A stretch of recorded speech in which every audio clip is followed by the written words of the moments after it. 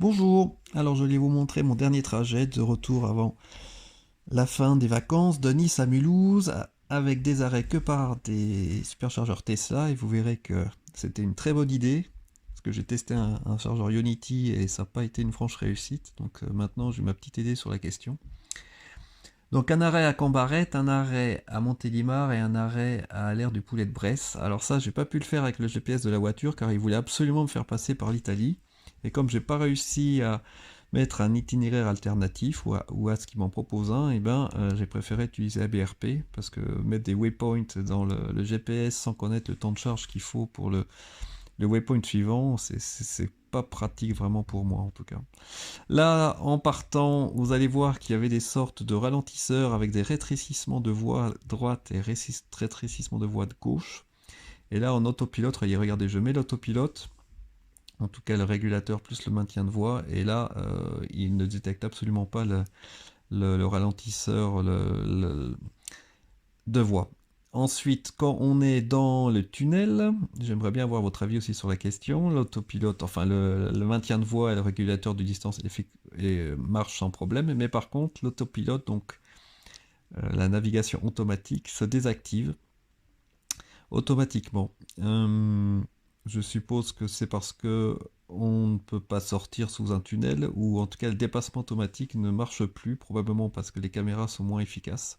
Si vous avez un avis sur la question, merci, ce serait simple, super de me donner votre avis. Et donc là, on continue à rouler. Je voulais montrer qu'en fait, depuis la dernière mise à jour, j'ai l'impression que le dépassement automatique est un peu plus souple, un peu plus doux. En tout cas, ça marche toujours très bien. Et là, on va arriver bientôt à Cambarette et je voulais montrer pourquoi j'aime beaucoup ABRP parce que sur l'écran, on peut visualiser. Alors des fois, ça apparaît pas tout de suite. Je pense qu'il y a peut-être un temps avant qu'on arrive au superchargeur Tesla, on a vous voyez les petites lignes vertes, le nombre de places disponibles, qui sont soit rouges, soit vertes. Et c'est pour moi plus pratique que d'aller utiliser le GPS. On peut aussi les voir hein, sur le GPS de la voiture en appuyant sur l'icône des chargeurs, notamment. Voilà, maintenant on arrive à Cambarette, le premier arrêt. Donc vous voyez quasiment personne. Et vous verrez que pour tout mon trajet, sauf peut-être au Poulet de Bresse, mais finalement à la fin il n'y avait aussi pas beaucoup de voitures, j'ai eu absolument aucun problème de stationnement pour recharger. Alors qu'à Ionity, à Montélimar, vous allez voir, c'est bonbon. Voilà, donc là on recharge à Cambarette. Je crois qu'au début, j'ai eu une charge, enfin toutes les charges sont super bien passées, et notamment la dernière à Poulet de Bresse, j'étais à plus de 140 kWh au début. Et là, je règle la limite, je crois qu'il me fallait 89% à peu près pour aller jusqu'à Montélimar. Et donc, on va rester une bonne vingtaine de minutes. Alors, ce que j'ai noté aussi, c'est qu'ABRP est un peu optimiste. Je reste toujours un peu plus que le temps prévu par ABRP. Excusez-moi pour ma compagne qui essayait de mettre sa veste. Et donc, vous voyez, là, ça recharge tranquillement jusqu'à 80-85%. Donc, on a eu une charge tranquille. Là, en plus, c'est sur une aire d'autoroute, un peu à côté, on va dire. Donc, les gens viennent pas se garer. C'est pas très pratique pour eux. Alors que vous allez voir à Unity, hein, c'était une autre paire de manches. Là, en fait, quand je repars, je sélectionne. Là, voilà, je voulais remettre la charge jusqu'à 85% pour gagner un peu de temps, si je me souviens bien. Et on va arriver ensuite avec le navigateur ABRP où je vais sélectionner le waypoint suivant, c'est-à-dire le chargeur de Montélimar. Donc là, vous voyez, je crois que je suis à 77-78 kW. Donc moi, je le trouve vraiment pratique. Vous allez voir, après, j'ai bataillé avec le GPS de la voiture pour mettre l'air de Poulet de Bresse. Je ne sais pas pourquoi, ça a été vraiment pas évident pour lui faire comprendre que je voulais passer par l'aire de Poulet de Bresse et pas par Mâcon. Donc là, je vais faire juste Tesla Nav et hop, ça me met le waypoint suivant pour aller à Montélimar. Là, je voulais montrer aussi qu'avec Canal Play, on peut regarder la télé en mode parking. C'est marrant. Et ensuite, donc on repart. Je voulais montrer en zone de travaux. Là, on voit bien les cônes sur l'écran et que la navigation se passe sans problème. Très, très fiable toujours. J'ai pas de louvoiement comme certains l'ont eu après la nouvelle version 10. Moi, la voiture reste bien entre les deux lignes, sans louvoyer, donc c'est même avec du vent. Là, on continue le trajet. Je voulais vous montrer aussi l'insertion. Là, vous voyez, une seule voie au lieu de deux voies sur la voie de gauche. Ça se passe très bien. Évidemment, il faut rester très concentré. Et vous voyez en bas le nombre de places disponibles qu'il y a au prochain arrêt. Et je dois dire que ce soit le logiciel de la voiture ou ABRP, la prévision finale était vraiment plus que correcte. À 1 ou 2% près, j'étais vraiment dans l'estimation. Là, pareil, dans un bouchon, la voiture, là, vous voyez, hop, se met complètement un peu plus à gauche. J'ai déjà noté ça quand il y a deux voies qui se ferment en une voie. Elle a tendance à occuper la place, donc il faut quand même faire un peu attention s'il y a une voiture derrière qui vous colle. Bon, je pense pas qu'elle l'aurait fait s'il y a une voiture vraiment à gauche. Mais d'un seul coup, elle décide de se remettre bien au milieu, ce qui peut surprendre un peu les autres voitures, notamment les motos. Alors on a décidé, parce que ma compagne me dit oui, ce serait bien de s'arrêter à une aire d'autoroute plutôt qu'à l'aire de Montélimar de Tesla, qui n'est pas sur une aire d'autoroute, mais qui est à côté d'un Ibis et d'un Courtepaille. On se dit d'accord, puisque 10 km avant, j'avais la aire de Montélimar Est avec les Ionity. Alors d'abord, moi j'avoue que je suis pas très bon pour trouver les superchargeurs.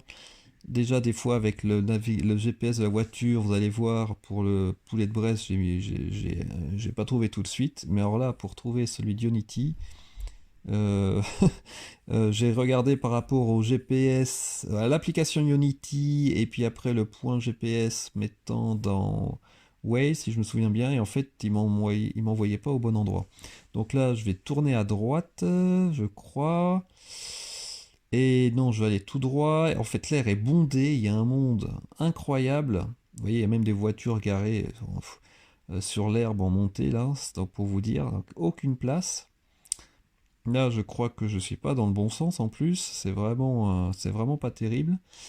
Mais bon, une fois que j'étais dedans, j'ai pas pu vraiment faire demi-tour. Et donc là, je vais reprendre le bon sens de la marche.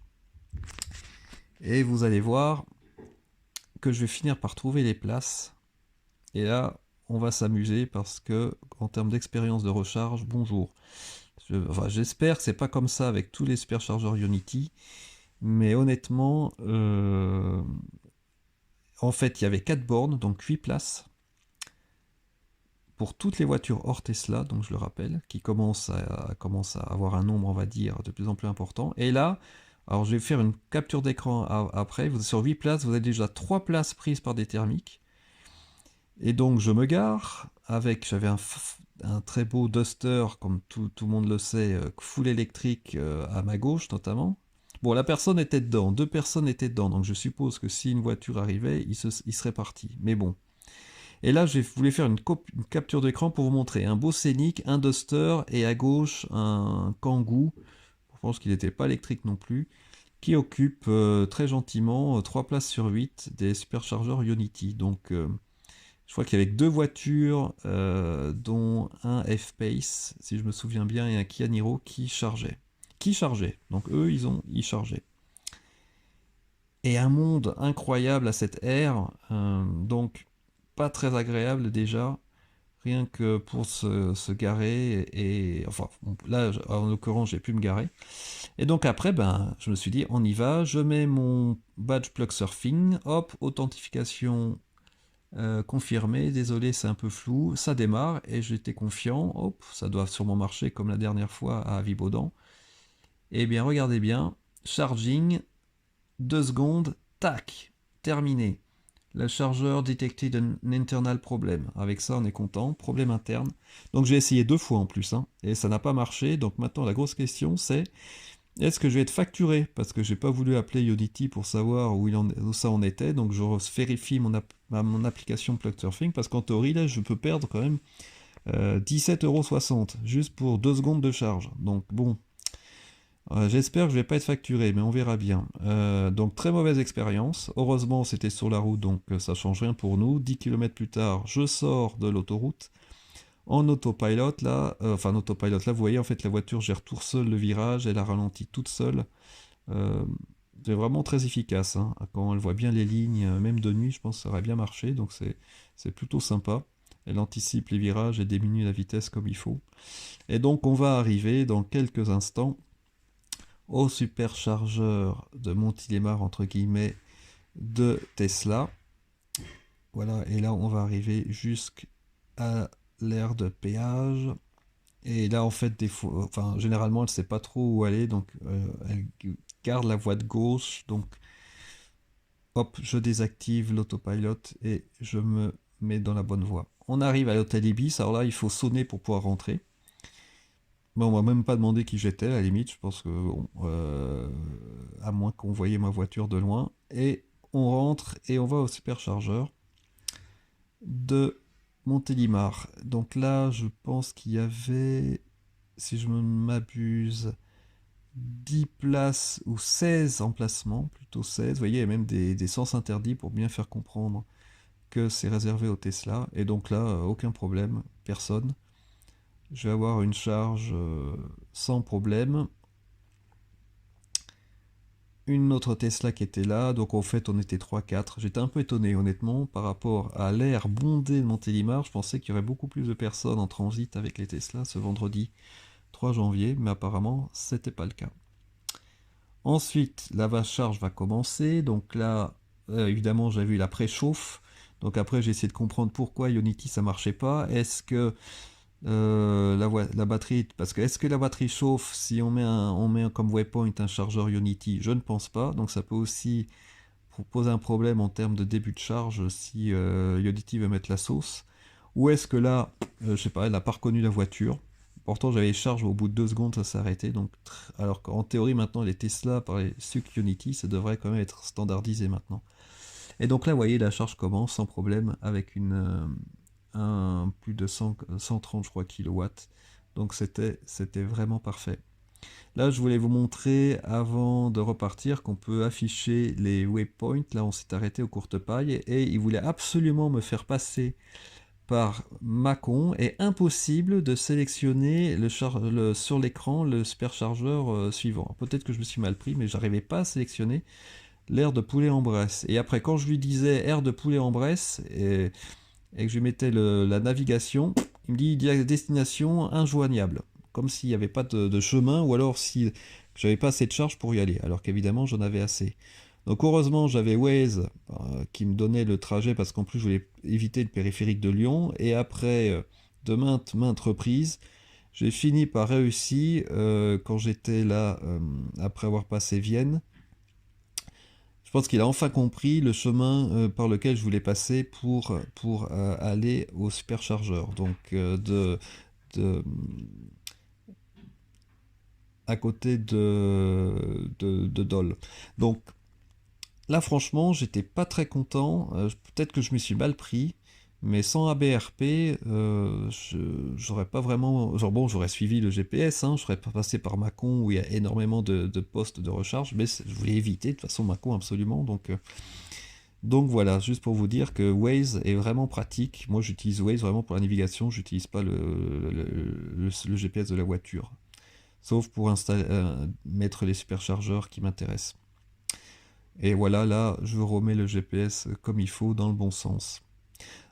On continue le trajet. Là, je vous montre ABRP avec le nombre de postes de places disponibles à l'aire de poulet en Brest. Donc à un moment, il y en avait 8 sur 10 de prise quand même. Je me suis dit, on va voir ce que ça donne. Mais après, vous savez, bon, Tesla a cette gestion aussi des places.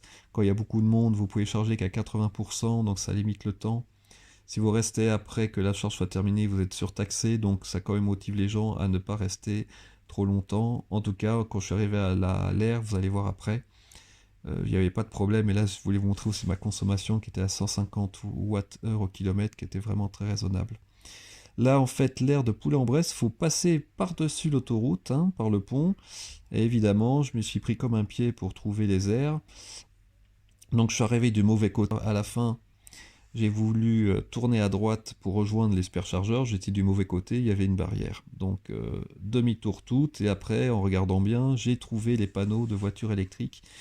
Ce serait sympa s'ils différenciaient les superchargeurs Tesla avec un panneau. Ça serait vraiment un peu plus pratique. Mais enfin bon, à force de faire tous les superchargeurs, je finirai par connaître l'emplacement plus facilement. Là, vous allez voir en fait que je vais arriver du mauvais côté de la borne, parce que je pensais, comme le GPS me l'indiquait, j'ai suivi le GPS en fait, que je pouvais tourner à droite au bout, et en fait, ben, perdu. Quand je vais vouloir retourner à droite, vous voyez, il y a un beau sens interdit, alors que les bornes sont pas loin. Donc finalement, j'ai refait tout le tour, j'ai fini par trouver, et là, une charge super, j'ai commencé, je crois, bon, j'étais à moins de 20%, je crois, à 145 kW à un moment.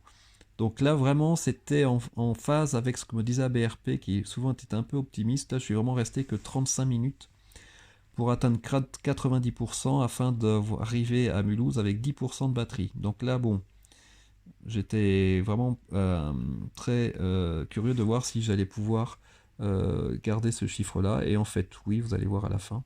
Donc voilà, là, j'arrive à la fin, 90%, il restait 5 minutes. Et ABRP, on peut voir la recharge en temps réel aussi sur le site web d'ABRP, donc moi je trouve ça vraiment pratique. Et donc voilà, la dernière partie du trajet, vous voyez à la fin, il doit me rester 10%. Donc là, j'ai vraiment respecté la limitation, hein, 130, etc. La sortie automatique de l'autoroute pour rejoindre l'autoroute du Jura, la 39 si je ne m'abuse, donc là pareil, ça marche super bien. Après, on a eu de la pluie, donc on a été limité un peu en vitesse à 110. La limitation passe aussi à 110 km/h. Mais résultat, non, je suis arrivé à la maison, vous verrez, sans problème majeur. Là, vous voyez, la jonction entre les deux autoroutes se fait complètement en automatique, entre guillemets, avec l'autopilot qui gère même, là, je vais vous montrer l'insertion dans l'autre autoroute. Évidemment, il faut mettre le clignotant. Alors là, j'étais curieux parce qu'il y a un camion devant qui ralentissait pas mal. Et je me demandais comment ça allait se passer pour l'insertion. Et en fait, non, ça s'est très bien passé. On met le clignotant, si je me souviens bien. Il propose d'ailleurs, toc, un petit coup de volant. Et c'est parti. Mais là, évidemment, je suis très très euh, concentré car si je vois qu'il y a des voitures qui arrivent vite, évidemment, je prendrai la main immédiatement. On continue le trajet. Là, à 130 km/h, vous voyez, j'ai vraiment pas essayé de limiter ma consommation. Très très agréable et on est arrivé effectivement à 8% à la maison. Alors pour résumer, j'ai eu avec le GPS de Maps 9 heures de route de conduite en tout, au lieu de 8 heures, vous verrez ensuite la différence. Avec les différents temps d'arrêt, là vous voyez, environ 25 minutes à Brignoles, à l'aire de Combarette. Ensuite, vous allez voir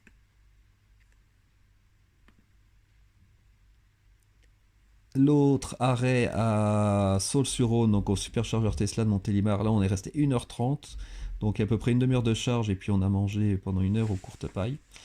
Et enfin, l'aire de Poulet de Bresse, là, par contre, on est resté que pour la charge, 35 minutes, exactement ce qui était prévu. Et donc, on est arrivé à 20h32, alors qu'on était parti à 9h près de Nice. Donc, ça fait 11h30 de trajet. Donc, si je résume le trajet en entier, d'abord, ça s'est très bien passé. Vous voyez que par rapport à la prévision, c'est beaucoup plus optimiste, hein, à BRP, puisqu'il prévoyait 8 heures de conduite. J'ai eu 9 heures, bon, il y a eu des bouchons, et 1h10 de charge, j'ai plutôt faire 1h30. Et donc, 1 heure de restaurant, ça fait 11h30 en tout. Si vous limitez le restaurant, ça vous fait 1h30 par rapport au trajet. La conduite pure, c'est exactement la même chose que ce qu'on a eu entre Bordeaux et Nice. Et ma conclusion de tout ça, c'est que franchement, les superchargeurs Tesla, il n'y a pas photo, ils sont nettement au-dessus du lot. Aucun problème, j'ai pas eu de problème non plus de place. Peut-être qu'un jour ça arrivera, on verra, mais pour l'instant, aucun souci. Les Ionity, honnêtement, mauvaise expérience, je peux pas recommander. Heureusement qu'on n'est pas passé par les chargeurs Ionity pour limiter le nombre de charges. Ça aurait pu avoir vraiment un gros problème. Plus le parasitage des places par les voitures thermiques, alors ça c'est le bonbon. Et pour le GPS de la voiture, j'aimerais vraiment que rapidement qu'on puisse intégrer des waypoints qui mettent aussi des itinéraires alternatifs comme dans Waze. Et en fait, dans RBRP aussi, j'aimerais que le trafic soit pris en compte pour avoir une prévision encore plus précise lors de bouchons. Voilà, j'espère que ça vous a plu, notamment cette expérience avec Ionity, et je vous souhaite une très bonne soirée. N'hésitez pas à vous abonner et à bientôt.